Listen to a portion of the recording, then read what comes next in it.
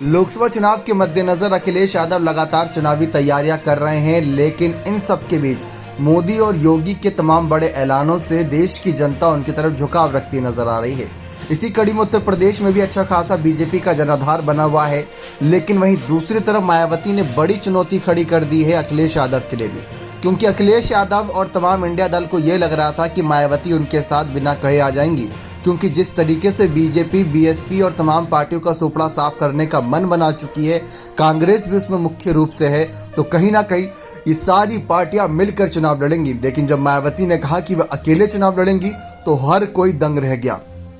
ऐसे में बात आती है सपा प्रमुख अखिलेश यादव की कि उनकी क्या शर्त है कि अगर मायावती अब अपना मन बदले तो वो क्या चाहते हैं कि मायावती क्या फैसला लेकर साथ में आए। दरअसल आप जैसा जानते हैं इंडिया दल में शामिल हैं अखिलेश यादव, वहां पर कांग्रेस भी है, जयंत चौधरी की रालोद भी है, तो वहां सीट बंटवारे के मामले पर पहले से ही बात कुछ फंसती नजर आ रही है। ऐसे में बसपा का शामिल हो जाना तो सीट बंटवारे पर बहुत महीन बातचीत होनी है, बहुत बारीक बातचीत होगी, जिसके बाद ही कोई नतीजा निकल पाएगा। लेकिन बसपा सुप्रीमो मायावती ने एक बार नहीं 10 बार कम से कम ट्वीट के जरिए, प्रेस कॉन्फ्रेंस के जरिए मीडिया को कहीं ना कहीं संबोधित करते हुए तमाम बातें उन्होंने हर बार कही कि हम अकेले चुनाव लड़ेंगे, चाहे लोकसभा चुनाव हो चाहे विधानसभा चुनाव। लेकिन सपा भी जानती है, कांग्रेस भी जानती है, आप भी जानते हैं, हम भी जानते हैं कि जब 2014 में बसपा अकेले लड़ी थी तो क्या हाल हुआ था, और 2007 में जब बसपा अकेले विधानसभा चुनाव लड़ी थी तो क्या हाल हुआ था। हमने दोनों ही रूप बसपा के देखे हैं, लेकिन इस बार कौन सा रूप देखने को मिलेगा? 2007 वाला जब विधानसभा में बहुमत की सरकार बनाई थी,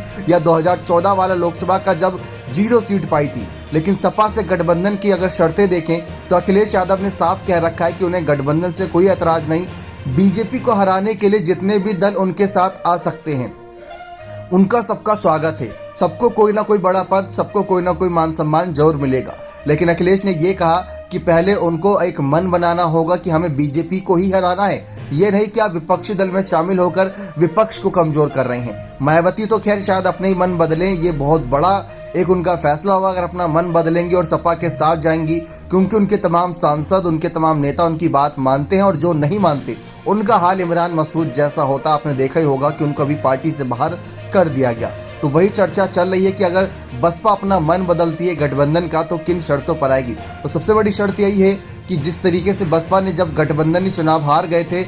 2019 के चुनाव में, तो बसपा ने ही अपने कदम पीछे कर लिए थे, तो मायावती ही अपने कदम आगे बढ़ाए गठबंधन के लिए। इसके बाद वो पूरी तरीके से इंडिया दल का समर्थन करें, किसी एक पार्टी का नहीं, इंडिया दल का समर्थन करें, तो फायदा उनको ज़्यादा मिलेगा, किसी और को नहीं। लेकिन बसपा अब अकेले चुनाव लड़ रही है, तो देखते हैं इसका असर कितना चुनावी समीकरण पर पड़ता है, क्योंकि सपा भी तैयार नजर आ रही है और बसपा भी लगातार उत्तर प्रदेश के बाद तमाम राज्यों में तैयारियां कर रही है ताकि अपनी पार्टी को ज़्यादा से ज़्यादा सांसदीय सीट जितवा सके। अब देखते हैं इसका कितना असर पड़ता है लोकसभा चुनाव में। बने रहे चैनल के साथ, बहुत बहुत धन्यवाद।